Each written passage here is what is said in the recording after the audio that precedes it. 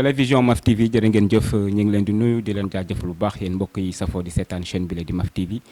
ñu amaat tey mbégte bu yaatu di ñëwaat ak yéen ci seen deuxième numéro face avec di ci ànd ak toujours ki nga xam ne mooy suñu njiital télé di le PDG Pape Galaye Mbaye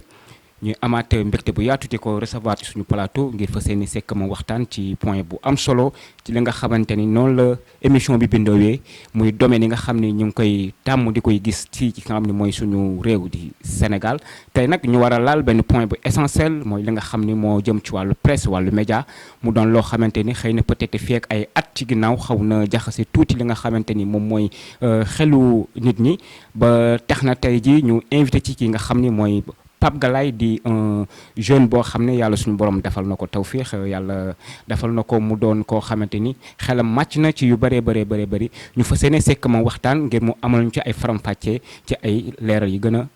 yenu ayib Pape Galaye ñu ngi lay nuyu di la dalal ci suñu plateau di la siyaare bu baax di am mbégte contentement di la recevoir ci plateau bi. waaw Ousmane ñu ngi lay fay di am mbég comme ni ñu koy defee saa su ne di bokk ak yow émission.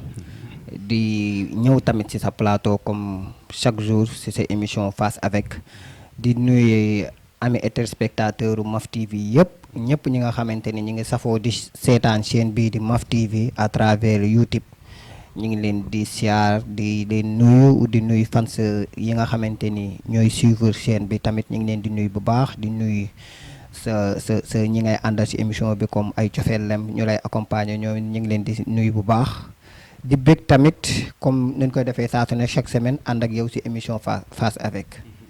jërëjëf Pape Galaye gannaaw bi ñu la nuyoo dalalaat la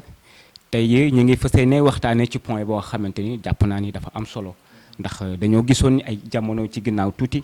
doon na fi jouer rôle bu am solo boo xamante ni franchement ñëpp ñoo ko doon rafetlu tey nag du àdduna dee dox ñu dem ba benn moment ñu gis ni kat ñoom taxawaay bi ñu waroon a taxawee wala bokk nekkin bi ñu waroon a taxawee ci biir société bi ngir war a leeral ngir war a fësal ngir war a am position boo xamante ni mënoon ñu wax ne dañoo waroon doon ay nit yu libre nit ñu indépendant tey ñu dem ba gis ne xëy na peut-être am na sooxe un peu ci seen wàllu liggéey tey sabab bi la ñu bëggoon a xam rek ci ab leeral bu gën a leer loolu yëpp ana lu ko waral. waaw li ko waral mën na doon jàngat yu bëri parce que comme nañ ko waxee bu njëkk ba ñi daan def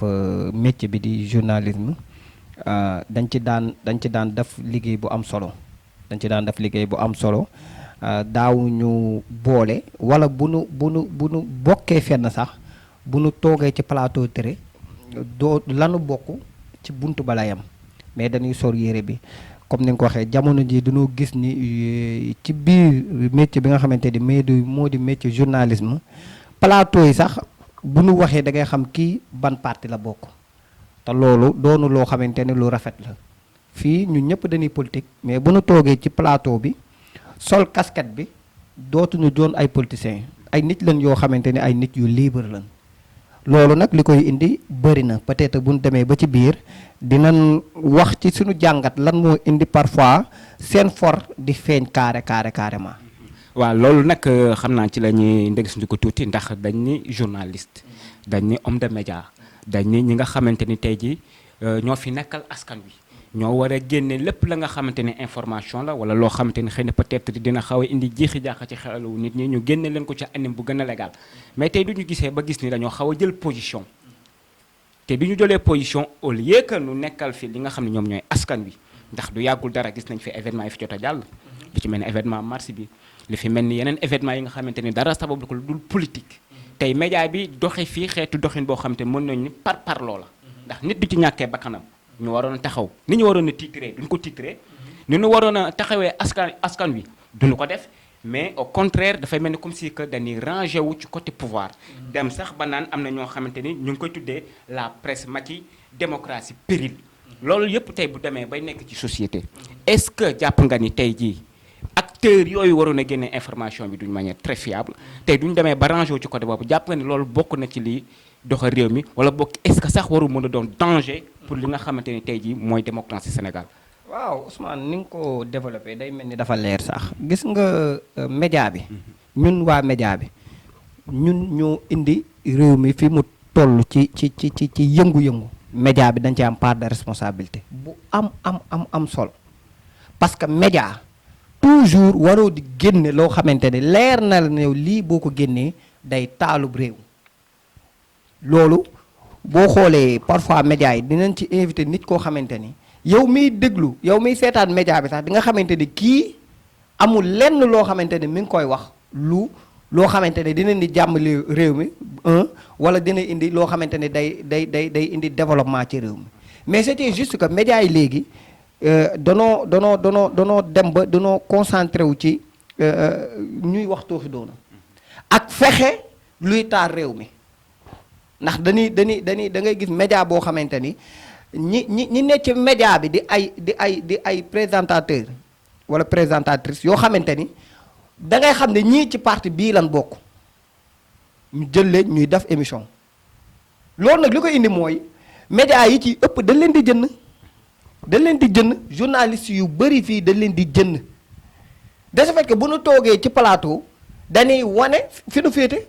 te loolu baaxul gis nga nit mën nga di politique yaa ngi dégg ne ci média mën nga di politique nekk directeur société mën nga di politique di def koor bu la neex te du la yàqal dara ak ca politique mais bu boobaa day fekk ngay def politique bi nga xamante ni mooy politique bu jaar yoon mais tey ji boo ñëwee ci ab Ousmane Kounta di politicien mu ëmb sa sankal di la jox boo toogee ci média da nga koy défendre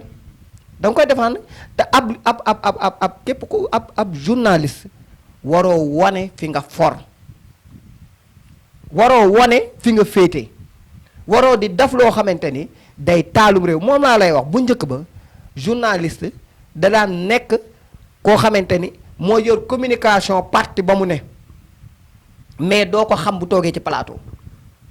parce que ñaar yooyu bokkul parce que yow da ngay joxe information ne ku koy joxe waroo am péete da nga war a génne li nga xamante ni noonu la affaire yi demee nga kii ko bëri na li ngay wax ni nguur gi am nañ ay nitu média opposition bi tamit noonu lañ amee ay nitu média te loolu baaxul ci réew doonu loo xamante ni day indi jàmm ci réew li taal réew mi bopp ba tey à 95% média yee ko indi ñun média yi ñoo indi loolu te loolu mais tamit est-ce que jàpp nga ni loolu moo waroon a doon li nga xam ni mooy seen devoir du seen devoir ndax mënuma concevoir yow nga ni yaa nga yëngatu ci presse wala journaliste nga wala bokk yaa ngi bokk ci benn groupe de presse wala organe ci côté yooyu nga bëgg a wëlbati ko tey jii ak li nga xamante ni moo war a doon responsabilité ci yow charge bi war a nekk ci yow te bu ñu fàtte ni seen premier rôle bi njëkk mooy lan askan wi léegi nag duñ demee tey jii pour man ba gis ab journaliste ñëw rangé wu ci côté pouvoir te nga waroon a libre doon ku indépendant tey état bi mu jël la def la envoyé spécial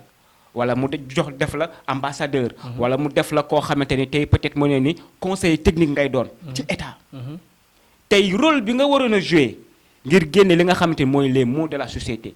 maltraitance bi fi nekk mal gouvernance bi fi nekk xeetu corrompre yi ñu corrompre nit ñi fi nekk tey loolu dootoo ko accomplir à 100%. Au contraire da ngay nekk ci ginnaaw état di jéemal dab ay bànneexam wala boog di nekk ci li nga xam te xëy na peut-être moom mooy doon faveur am loolu laa wax ni moo dul yoon te loolu du dee dem nag bay dem dama yaakaar ni réew mi dinañ dem benn moment boo xamante ni tey ji dina xaw a métti falan toll voilà léegi nag ana ban taxawaay la ñoom ñi nga xamante ni nii ñoom ñoo yor organe de presse yi ban toogaay lañu war a toogaatee xam nga loolu li ko indi jamono ji boo xoolee ñi moom organe de presse yi boo xoolee ñi ci ëpp ci presse yi nga xamante ni ci la loolu di ëpp li muy feeñ ay politiciens la donc yow boo nekkee ci organe bi di fa liggéey bu fekkee ki jiitee presse bi ki moom presse bi dafa bokk ci état da ngay défendre état yow défendre état parce que boo ko deful dalay dàq mais nit ki ñoom maanaam ñoom journalistes yi ñoo war a gëm seen bopp nit boo mënee sa métier gëm sa métier boo toogee ci organe de presse bul lijjanti ki moom presse bi mooy président bi wala moo jiite opposition bi. parce que nag duma la dog mais ñi jiite ñëpp nag tey ji ñoom ñooy doxal parce que fi noonu la demee. mais parce que xam nga loolu li ko indi. mooy li ma lay wax. maanaam ñi nga fulla gi waroon am ci journalistes yi nga xamante ni ñooy def ces plateaux là. moom lan amul. parce que xam nga lu tax ragal nanu ñu dàq leen te nit boo mënee sa métier amul fii laa for amul sama patron ci nguur gi la bokk parce que boo xoolee déggoo li ma la presse yi nga xamante ni ñoo gën a wane loolu boo ci génnee ñaari presse yi ci gën a siiw kenn ki pouvoir la nekk kenn ki opposition la nekk. li ma wax lu leer ci foofu sax nag bëggoon nga gën cee indi ay leeral. moom laa lay ki nekk ci pouvoir bi. boo xoolee émission am yëpp. plateau am yëpp li ci ëpp day défendre pouvoir. gis nañ fi koo xamante ne daa toog na fi ne président bi da ko doon fay ngir na ko dama ci média yi di ma défendre. ban média la ko doon defee média bi nga xamante ni ki jiite média bi mi ngi ci pouvoir bi boo demee ci média bi nga xamante ni ki ko jiite opposition la ne ku nekk pouvoir bu ñëwee du fa jëlee jàmm gaa yi koy wër buñ ko wëree da ngay xam ni média bii nii moom média opposition la boo xamul média yi boo mës a xam média yi boo ñëwee Sénégal soo seetaanee ñaari média ñaari boîte yooyu da ngay xam ne boîte bii ki ko moom opposition la boîte bii ki ko moom pouvoir la te loolu laa ne la du yoon terewuñu kenn mu politique dama ne politique man toujours dama koy wax ñëpp dañoo war di politique mais politique autrement mais bu nu jaawale politique ak liggéey politique du liggéey am na yoo xam ne politique xëy lan ko def politique du liggéey barabu liggéeykaay bi barabu liggéeykaay la barabu politique bi barabu politique bi la gis nga fii Maf TV boo fi ñëwee doo fi fekk gallaay bi nga xamante ni day politique déedéet gallaay bi nga fiy fekk gallaay biy liggéey ci Maf TV la information lay joxe ak jéem a wax loo xamante ni day jëriñ askan bi moo xam maag gallaay maag yow danoo bokk parti moo xam bokkuñu parti bu na duggee fii ci studio bi parti amu fi comprendre nga bu doon ñëpp moo maanaam liy yoon lan war di doxal te éviter loo xamante ni leer na ne yow lii nii mën na tasum réew parce que tey jii boo nekkee opposition di saaga di daf lu la neex di xastaate média bee da lay ubbil say bunt média opposition bi bu dee pouvoir nga ne nga bëgg a tontu wala nga wax lu la neex média bi nga xamante ni pour de ce fait que ñi xamul bu ñuy seetaan dañuy jàpp ni réew mi noonu lay fonctionner te loolu du yoon te loolu li ko indi mooy ñi jiite presse yooyu ñi nga xamante ni ñoom lañ fa nommé ñoo mënta séparer politique bi ak li nga xamante ni mooy métier média faaw ñu séparer ko pour bu ñu bëggee loolu di yow di deñ bu ñu bëggee loolu di deñ faaw ñu séparer ñu xam ne fii barabu liggéeykaay la du barabu boo xamante ni dañ fiy ñëw di politique wala dañ fiy ñëw di défendre wala dañ fiy ñëw di parparloo barab la boo xamante ni tey jii gallaay mi moom Maf TV buñ ko Ousmane invité ci côté politique gis xamal ko loo xamante ni def na ko ci loo xamante ni gallaay def na ko ci lu dul yoon di politique daa war a jaar ci digg bi wax ko gallaay bés bu paree ne Ousmane da ngay arrêté da ngay xam ni kii dëgguwut mais bu paree xam ni kii day def liggéeyam mu changé doxalinam boobu loolu bu yàggee réew mi day defaru mais fekkee day ñëw di parparloo parce que gallaay day politique wala Ousmane day politique ab keneen ñëw di présenté bañ Ousmane maire wala bañ gallaay maire ngay ñëw di ko défendre ci lu dul dëgg loolu jëmalu réew man gallaay bu ma def lu dul yoon ci politique ñu invité ma en tant que homme politique ci plateau bi luñ ma yen dama koy yenoo parce que maa dugg ci politique te boor maa boole politique bi ak li nga xamante ni moo di média bi voilà. waruma boole politique bi ak li nga xam ni moom moo di média bi loolu di kàddu yi nga xam ni moom la Pape Galaye tijjee ay kàddoom. di leen fàttewaat rek toujours yéen a ngi ci seen émission face avec tey suñu deuxième numéro ñuy waxtaanee point bi nga xamante ni point bu am solo la muy jëm ci wàllu presse ak média doon loo xamante ni franchement gis nañ ni dayoo bi mu amoon auparavant ak fi mu toll nii am na vraiment une très grande différence te kenn sababu ko ni loolu ñi nga xamante ni ñoom ñoo ŋànk li nga xamante ni moom mooy organe de presse yooyu léegi ci kaw loolu Papis rek ma bëgg la laajaat ni la ñoom ñi nga xamante ni ñoom ñoo gérer organe de presse yooyu di njiiti di chef yi tey ndax journaliste mun naa ni xëy na peut-être mun na cee bañ a am faute ndax moom invité wul moom xëy na peut-être dañ ko naan indil invité ma kii defeel nii sàngam ndangam extra et cetera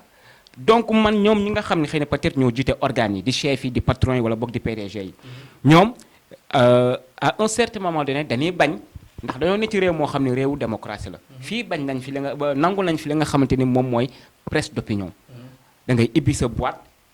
di jàllale ay xibaar mais yow sa opinion bopp moom moo la fi tax a nekkal wala boog sa intérêt bopp am nga droit far fu la neex am nga droit ni man Macky Sall rek laay génnee wala man ci Idrissa Seck rek laay wax wala ci Ousmane Sonko rek laay wax mais ñoom dañuy bañ loolu te doo demee ba ci biir da ngay gis ni ñoom franchement loolu lañ fi nekkee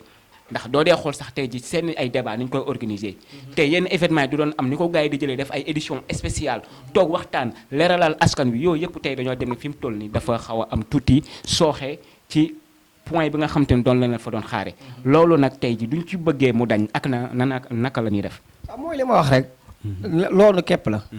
fii ak séparé wuñu li nga xamante ni moo di liggéey ak politique duñu jóg ci lii. organe de ñi nga xam ne ñoom moom organe de presse yooyu ñooñu ñoo war di bàyyi ñi nga xamante ni ñoo ne ci biir presse bi di liggéey ñu libre wax ji loolu la mais koo ci invité sax maanaam ñi moom presse yi koo ci invité sax wax leen posé leen yenn questions yi sax boo xëyee ñu dàq la.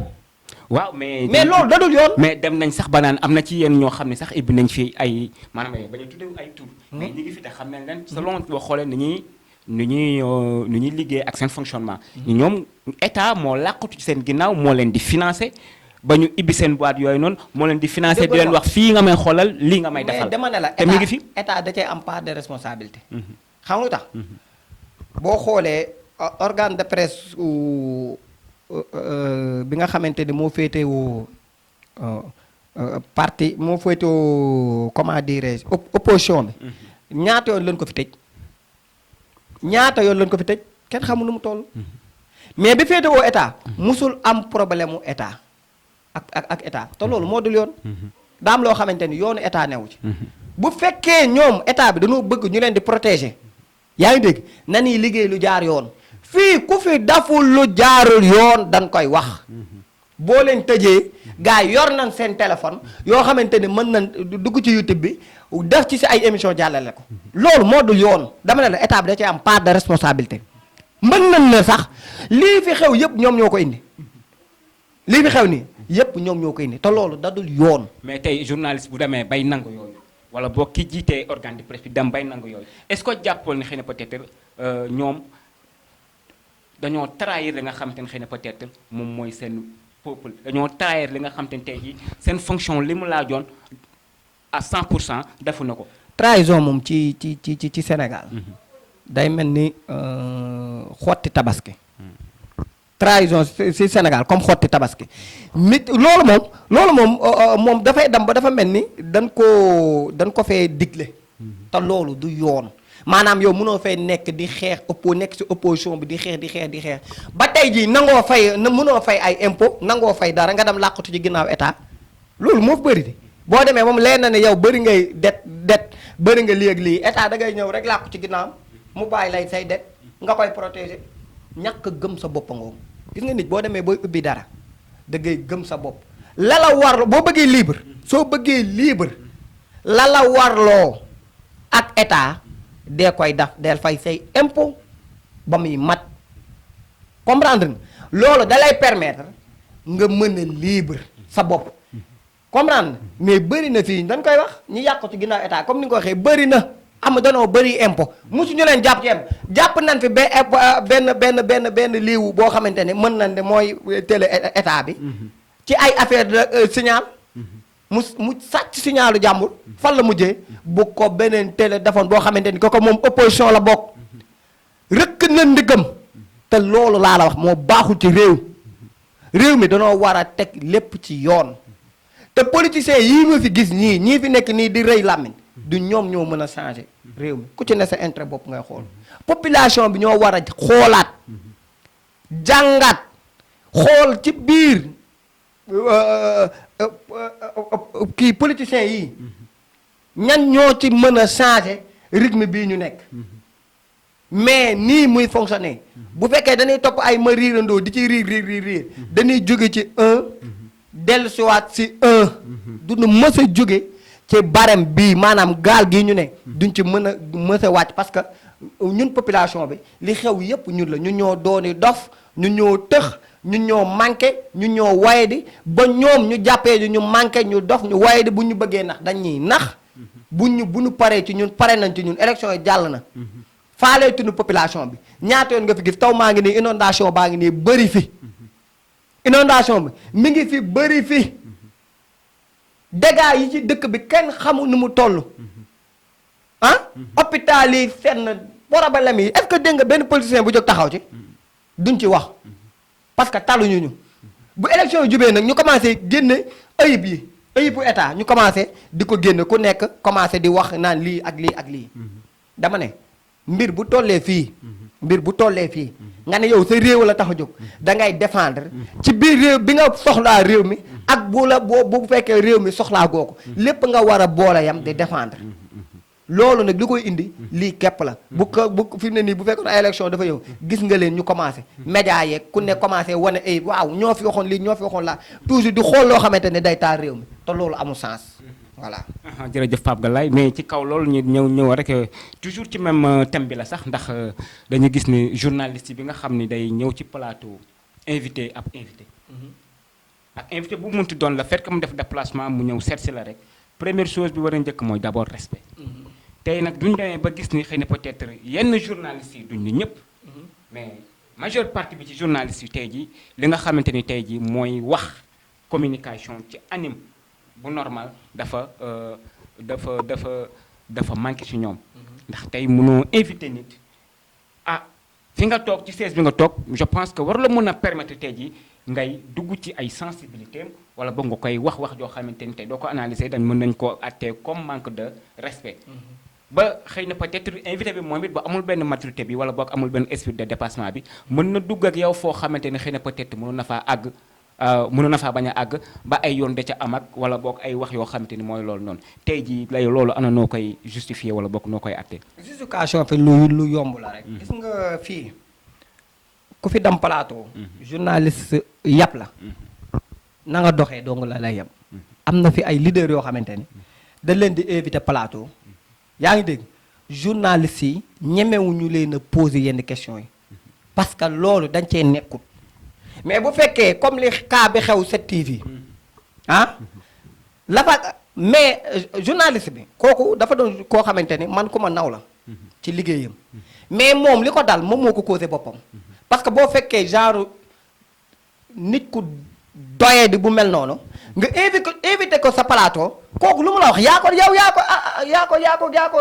endossé yow yaa responsable bi yow la parce que mënoo fekk ay nit koo xam ne nit ku tekkiwut dara yaa ngi dégg amul lenn loo xamante ni war na ko mën a amal na ko askan bi du ci wax du ci liggéey du ci dara amul lenn lu mu amal askan bi nga invité ko sa plateau mais kooku lu mu la traité yow la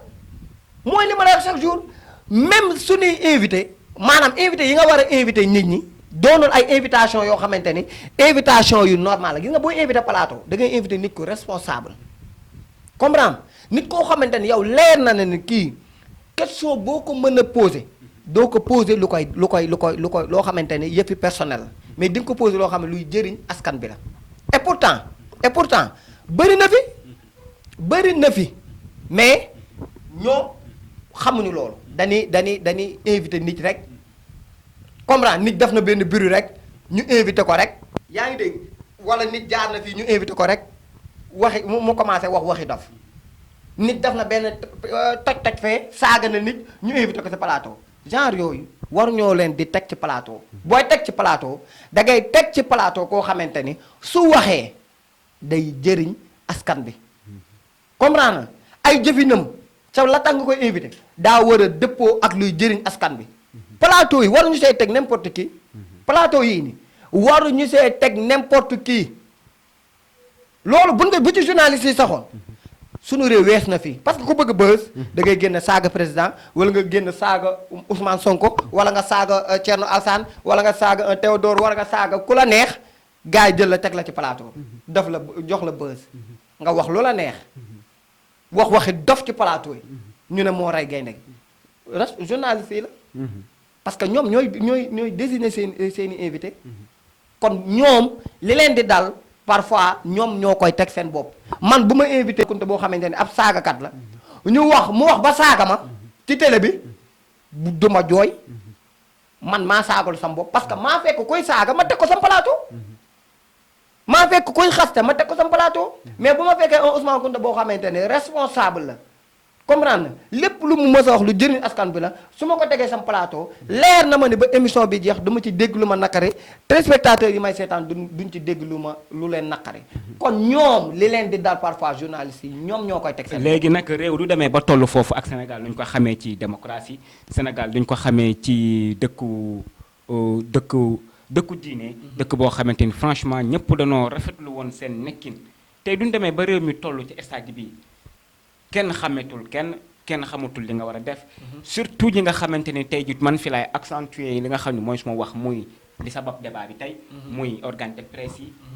média bi tey duñ demee ba réew mi nag toll ci réer boobu wala boog ci ambiguïté boobu noonu tey ji ana lan la war a mën a causer wala boog ana yan conséquences la war a mën a def ci li nga xamante moom mooy dundinu doomu aadama yi waaw fi mu ne nii moom mooy li may wax rek réew mi toll na foo xamante ni population bi ñoo war a changer li fi ne parce que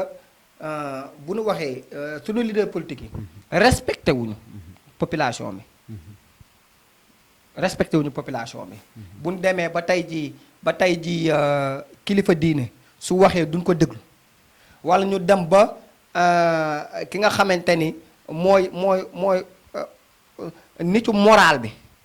du wax ñu koy déglu kersa amatul lu waay neex wax lu waay neex daf boobaa réew mi yàqu na li koy changé nag mooy la jeunesse nga xamante ni lii ñoom ñi leaders yi lii ñuy def yi yëpp suñu avenir la ñun jeunes yi ñoo war a jël suñuy responsabilité xool yan leader la ñuy tànn xool yan leader la ñuy tànn xool yan njiit ñun la ñuy jiit parce que fii ku fi jiitu askan bee la fal fii Sénégal fii mu toll ku fi toog askan bee la fal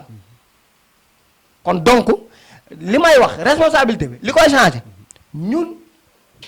population bi rawatina jeunes yi ñoo mën a changé li fi ne mooy lan ñu xool ci yan leader bu nu kenn jënd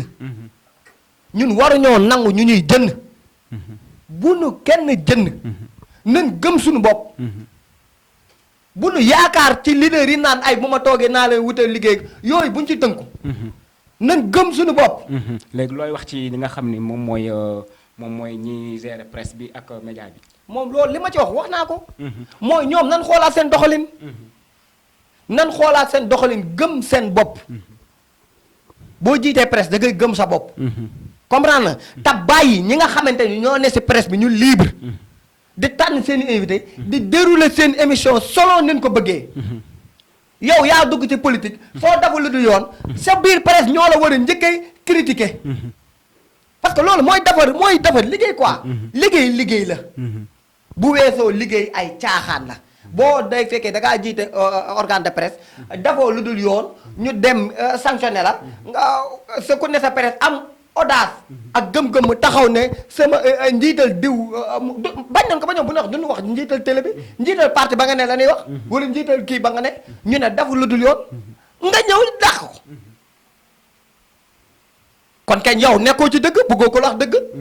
kooku jarul sax tànn kooku njiital presse bu koy def di politique wala njiit leader buy bañ ñu wax la dëgg njiit loolu jarul tànn njiit loolu baaxul ci réew mi ab njiit dëgg da ngay nangu ñu la wax dëgg ab njiit da ngay nangu ñu lay wax dëgg moo xam loo mën a jiite da ngay nangu ñu lay wax dëgg da ngay nangu ñu lay wax di la teg ci yoon parce que ñëpp